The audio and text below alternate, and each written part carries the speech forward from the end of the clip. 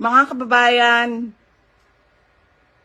ulitin ko ang aking pagpapasalamat sa inyong suporta, sa inyong pagprotekta, at lalong-lalo na sa inyong pagmamahal. Nararamdaman ko yon.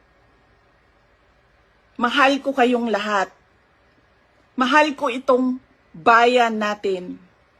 Wala na po tayong ibang bayan.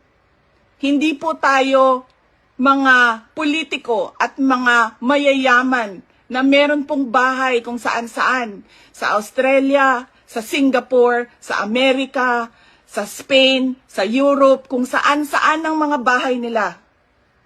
Napakadali sa kanila na talikuran ang bayan. Pero tayo, saan tayo pupunta? Sa mga probinsya lang natin. Sa Samar, sa Leyte, sa Cebu, sa Bohol, sa Siquijor, sa Negros Oriental, sa Negros Occidental, sa Panay Island, sa Mindanao, sa Luzon.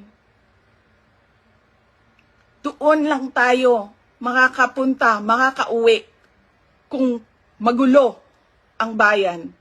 Pero ang mga mayayaman at mga politiko, iiwanan lang tayo.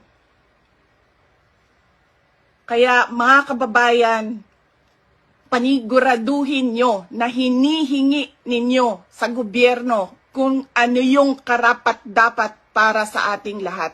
Hindi lang karapat-dapat para sa mga politiko at mayayaman.